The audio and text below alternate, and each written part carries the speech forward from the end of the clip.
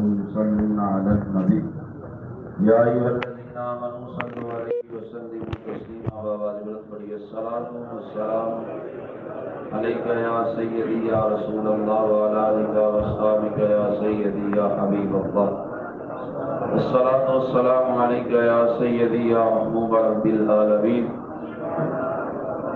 وعلى آلك وأصحابك يا سيدي يا خاتم الأنبياء والمرسلين۔ آج 22واں ہمارا موضوع ہے جی میزبانی کرنا سنت نبی صلی اللہ علیہ وسلم ہے۔ اللہ سے دعا کرتا ہوں اللہ میری زبان پہ کلمہ حق جاری فرمائے۔ اللہ قرآن میں ارشاد فرماتا ہے کلوا من الطیبات واعملوا صالحا، فرمایا کہ تم پکیزہ چیزیں کھاؤ اور فرمایا نیک اعمال کرو۔ علماء کہتے ہیں راہ دین میں جس چیز کی ضرورت ہے وہ بھی دین ہے، بڑا قابل غور جملہ ہے۔ راہ دین میں جس چیز کی ضرورت ہے وہ بھی دین ہے۔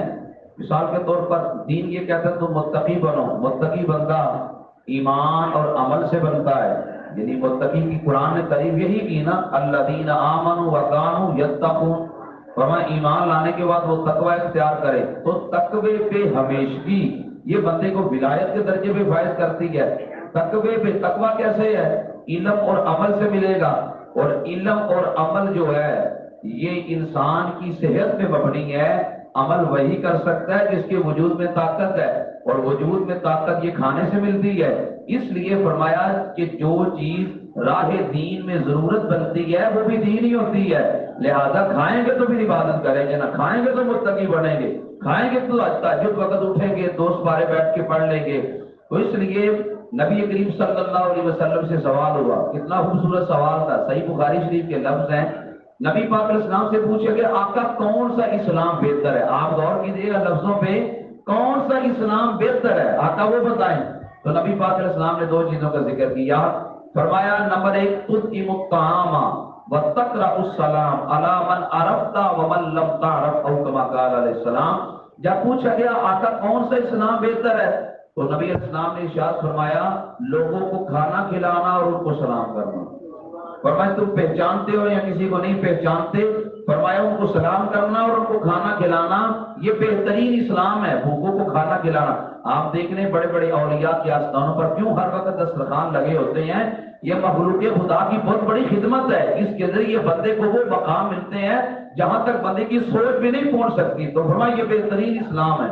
اور پھر نبی کریم صلی اللہ علیہ وسلم ارشاد فرماتے ہیں خیرکم من اطعم الطعام ورد السلام او کما قال، فرمایا تم میں سے بہتر وہ ہے جو لوگوں کو کھانا کھلاتا ہے اور سلام کا جواب دیتا ہے، فرمایا وہ تم میں سے بہتر ہے۔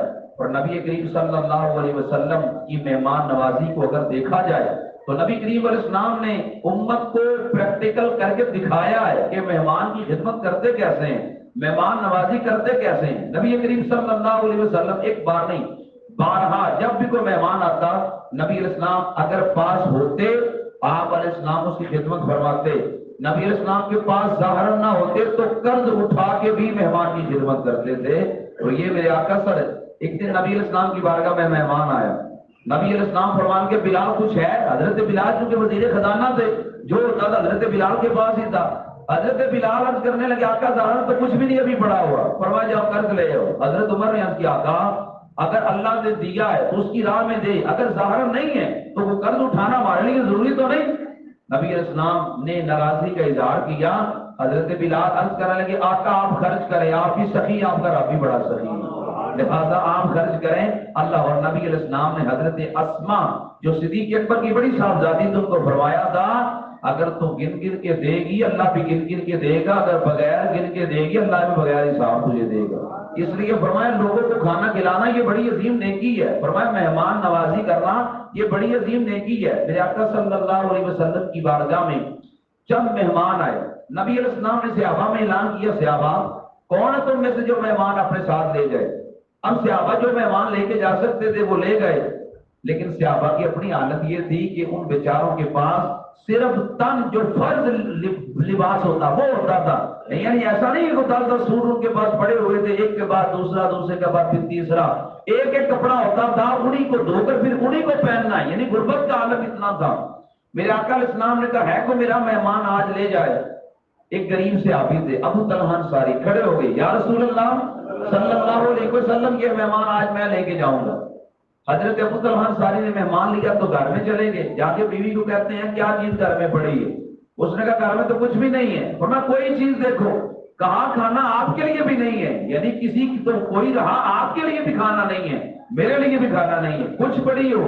کہا صرف بچوں کا کھانا ہے، کسی کا کھانا گھر میں نہیں ہے. فرمانے لگے کوئی بات نہیں، آج بچے بھی قربانی دیں گے، کھانا نبی پاک کے مہمان کو کھلائیں گے.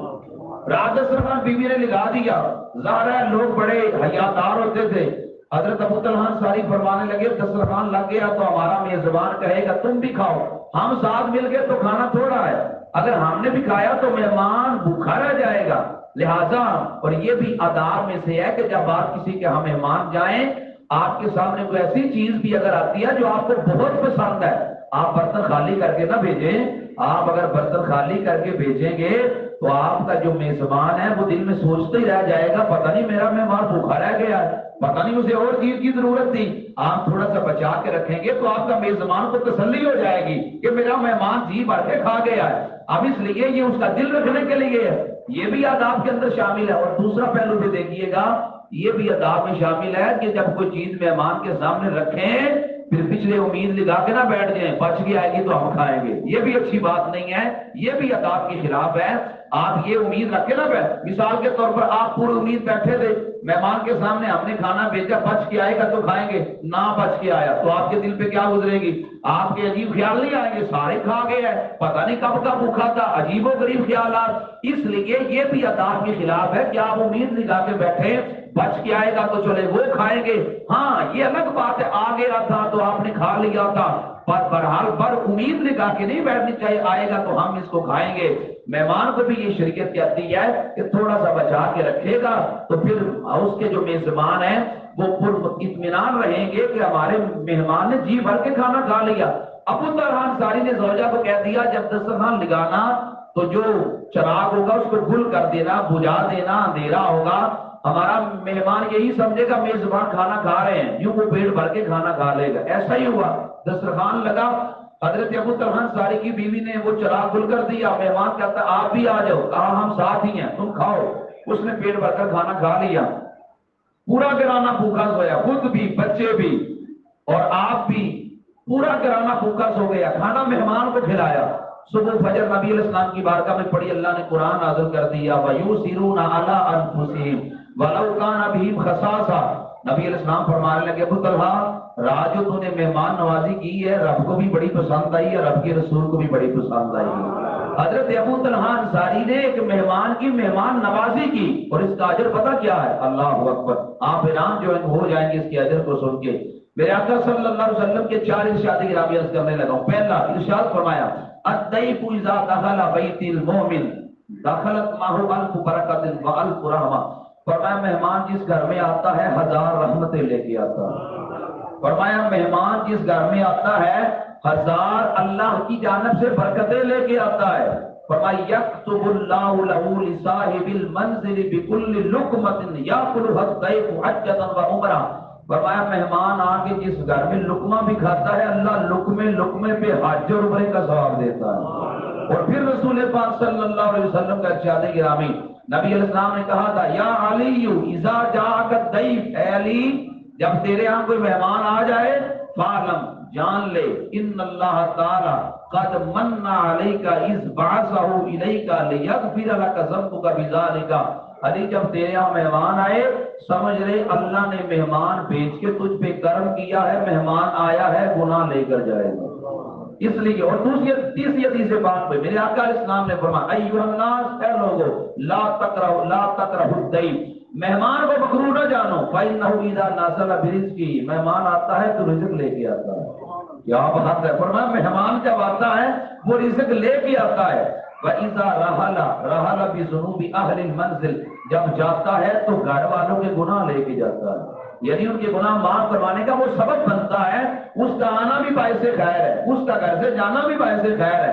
اور میرے آقا صلی اللہ علیہ وسلم نے پھر ارشاد فرمایا من کان یؤمن باللہ والیوم الآخر، فرمایا تم میں سے جو بندہ اللہ اور آخرت پر ایمان رکھتا ہے فلیکرم ضیفہ، اپنے مہمان کی عزت کرے. اور پھر صحیح مسلم کی روایت ہے میرے آقا علیہ السلام نے فرمایا فرمایا تم میں سے کوئی بندہ اپنے میزبان کو گناہ میں مبتلا نہ کر دے۔ آقا کیا مہمان اپنے میزبان کو گناہ میں مبتلا بھی کر دیتا ہے؟ فرمایا ہاں آقا وہ کیسے؟ فرمایا وہ اتنے دن اپنے میزبان کے پاس ٹھہرا رہے، اس کے پاس کوئی چیز نہ ہو جو اپنے مہمان کے سامنے پیش کرے تو یہ اس کو گناہ میں مبتلا کرنا ہے، اس لیے مناسب کے لیے اس کے پاس رہے، مناسب وقت کے لیے اس کے پاس جائے، یہ نہیں جب گیا ہے تو پھر ڈھیر ہی ادھر ڈال لے اور اس کے لیے بوجھ بن جائے۔ فرمایا پھر اس کو گناہ میں مبتلا نہ کرو۔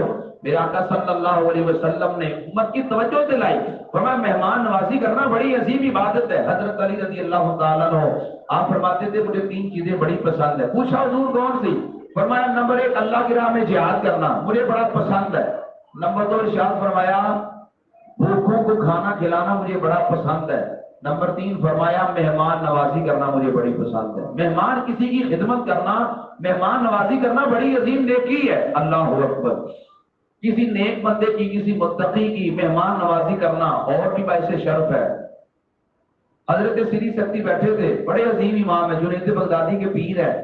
حضرت سری سکتی تشریف فرما تھے تو ایک بندہ آپ کے پاس آتا ہے، آ کر کہتا ہے حضور بڑا عجیب کام کل دیکھا ہے۔ فرمایا کیا دیکھا؟ اللہ تیرا بھلا کرے۔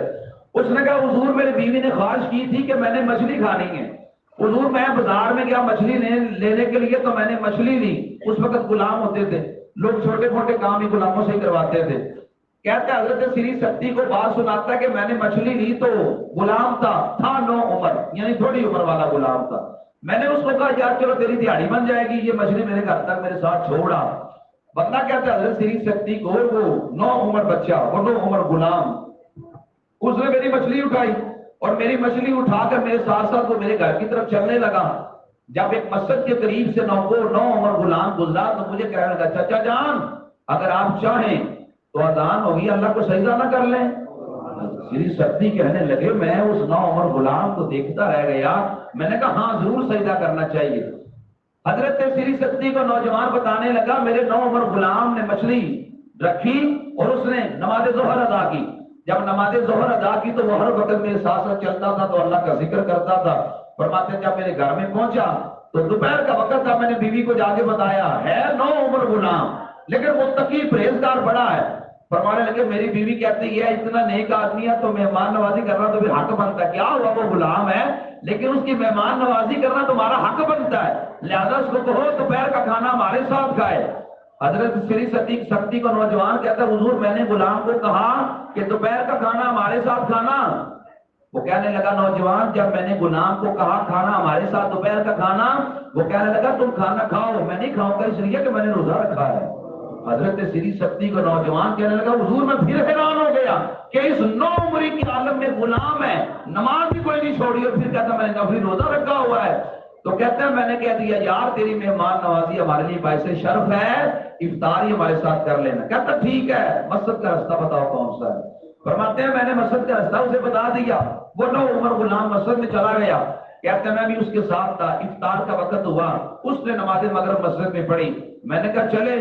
اس نے کہا یار اگر آپ چاہیں تو عشاء پڑھ کے نہ نکلے مسجد سے، مومن مسجد میں ایسے ہے جیسے مچھلی پانی میں ہے، منافق مسجد میں ایسے ہے جیسے پرندہ پنجرے میں ہے۔ کہا اگر آپ چاہیں تو عشاء پڑھ کے نہ جائیں؟ کہا ٹھیک ہے عشاء پڑھ کے چلے جائیں گے۔ کہتے عشاء پڑھ کے گئے، وقت بڑا ہو گیا۔ وہ کہتا حضرت سری سکتی کو میرے 3 کمرے تھے، ایک کمرے میں میاں بیوی ہم رہتے تھے اور ایک کمرے میں معذور بچی تھی جو 20 سال سے معذور ہے، نہ ہاتھ پاؤں، داڑھی ہی داڑھ اس کا باقی ہے۔ تیسرا کمرہ تھا ہم نے 9 عمر غلام کو دیا، کہا تم یہاں آرام کرو، ہم ادھر آرام کرتے ہیں، صبح دیکھتے ہیں۔ وہ کہنے لگا حضرت رات کا جب وقت ہوا تو میرے معذور بچی کے کمرے کی دروازے کے اندر سے دستک ہونے لگی۔ میں نے پوچھا کون ہے اندر؟ یعنی معذور بچی ہی تو تھی، اندر کون ہے؟ کہا میں بچی ہی ہوں۔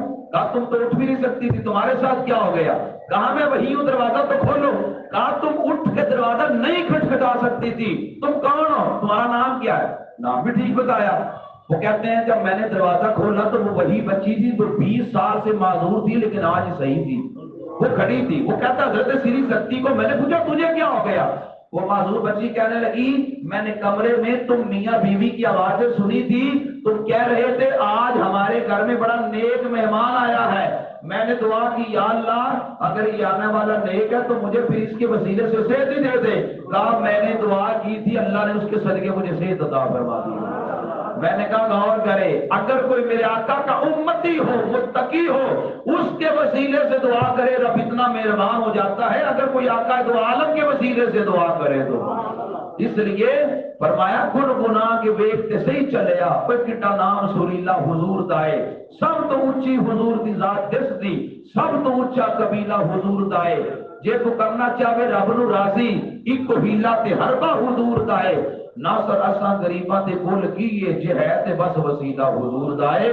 نبی کریم علیہ السلام اب دیکھے اللہ رب العزت کے کتنے کتنے محبوب غلام ہیں، 9 عمر ہے، عمر بھی زیادہ نہیں ہے، لیکن تقویٰ، پرہیزگاری، اللہ سے محبت، اللہ سے یاری، وہ کتنی اس کی مضبوط تھی۔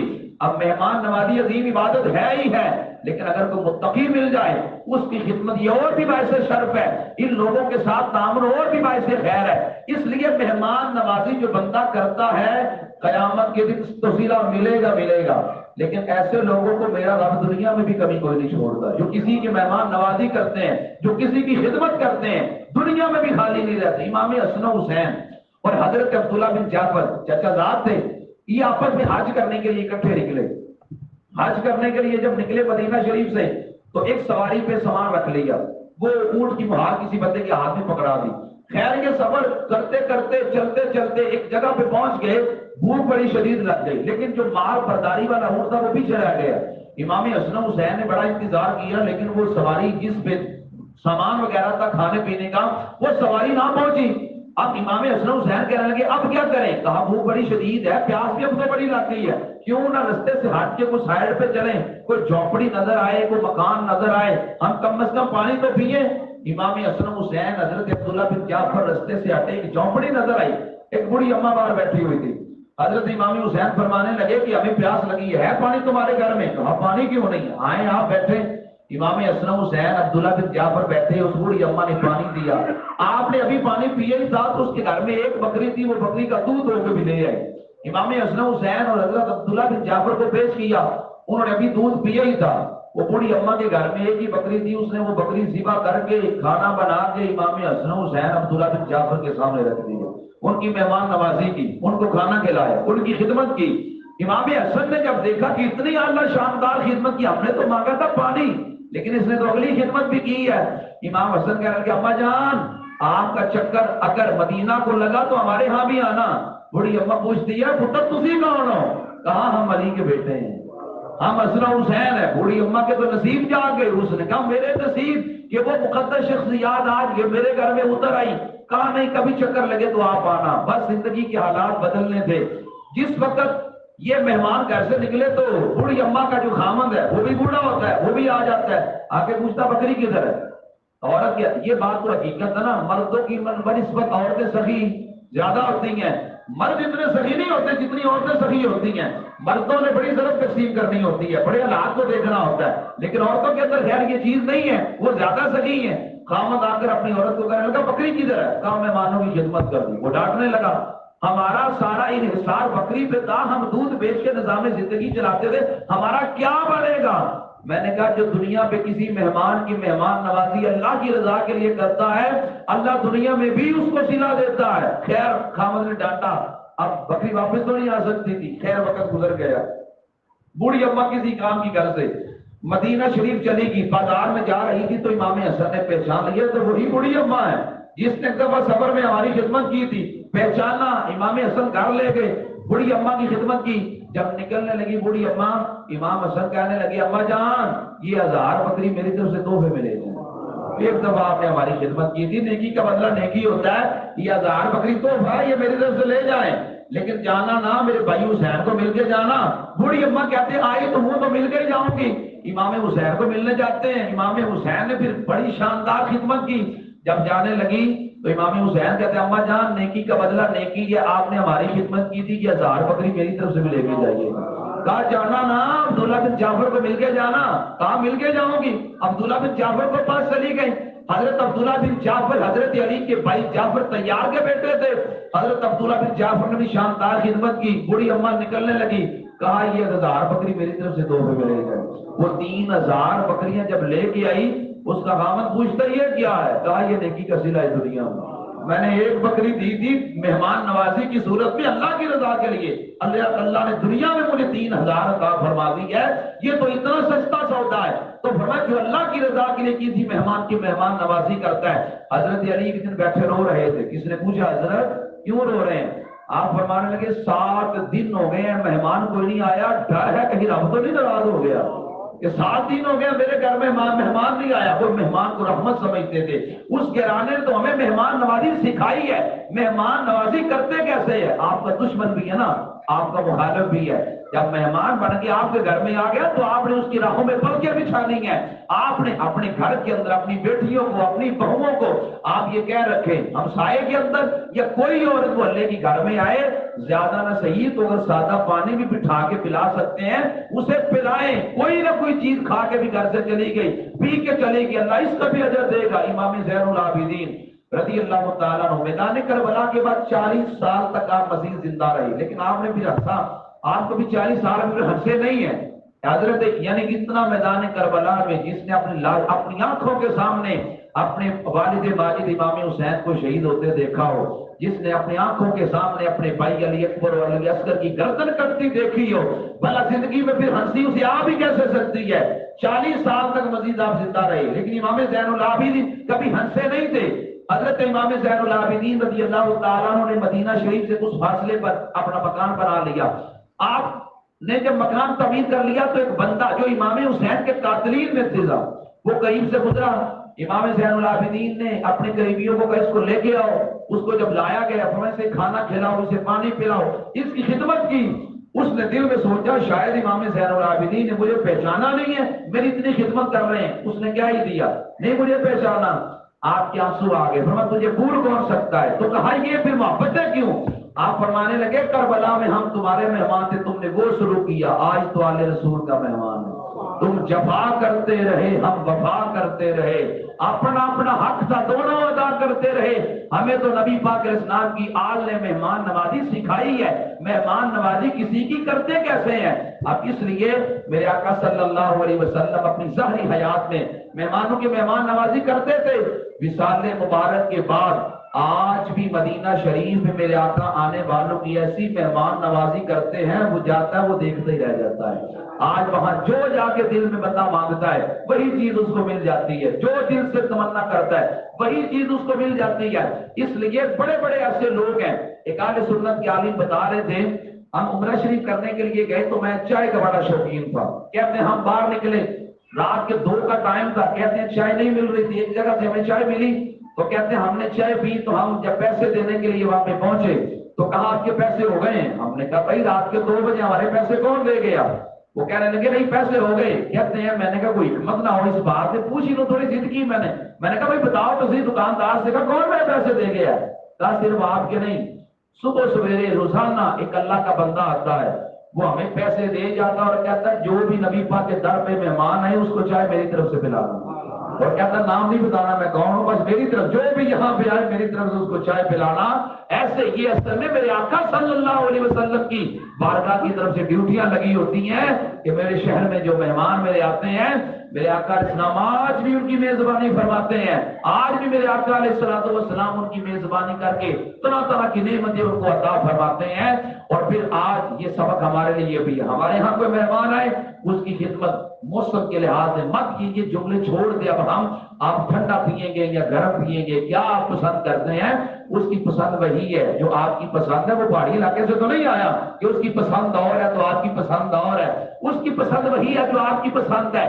اگر سردی کا موسم ہو اور آپ سردی کے موسم میں جناب 50 کی کول ڈرنک لا کے اس کے سامنے رکھ لیں اور آپ بار بار کے حضرت پیتے نہیں ہیں، اسے پتا میں نے پی لیا تو 1000 میرے اوپر لگ جانا 50 کو بچاتے بچاتے۔ تو اس لیے جو موسم کے لحاظ سے چیز آپ اپنے لیے پسند کرتے ہیں آپ لا کر اس کے سامنے رکھیں۔ کئی لوگوں کی فطرت بڑی عجیب ہوتی ہے، گٹا ملاقات ہوگی تو بیٹھے رہیں گے، جب اٹھنے کا وقت ہوگا تو اندر بابا کو شہ لے آئیے، انہوں پتہ نہ ہے نہ بیٹھنا تو نہ تھا وہ شہ لے ہونی، کوشش کرے کو آئے تو کوئی نہ کوئی چیز کھا کے جائے۔ یہ ایسی چیزیں ہیں کہ جس کے لیے بندے کے رزق میں بھی برکت ہوتی ہے اور یہ عمل ویسے بھی بندے کے لیے باعث خیر ہے۔ جناب ابراہیم علیہ السلام بہت بڑے مہمان نواز تھے، حضرت ابراہیم علیہ السلام سے جناب اسماعیل علیہ السلام نے پوچھا ابا جان آپ کو اللہ نے اپنا خلیل بنایا ہے، آپ اللہ کے خلیل ہیں، یہ مقام کیسے ملا؟ حضرت ابراہیم علیہ السلام نے 3 چیزوں کا ذکر کیا. آپ فرمانے لگے نمبر 1 میں اللہ کے حکم کی آگے کسی کے حکم کو ترجیح نہیں دیتا تھا، نمبر 1. نمبر 2 ارشاد فرمایا میں نے تمام معاملات اللہ کے سپرد کر دیے اور اللہ بہتر ان کو سر انجام دینے والا ہے. نمبر 3 فرمایا میں نے دن ہو یا رات ہو کبھی مہمان کے بغیر کھانا نہیں کھایا، اللہ نے اسی وجہ سے مجھے اپنا خلیل بنا دیا.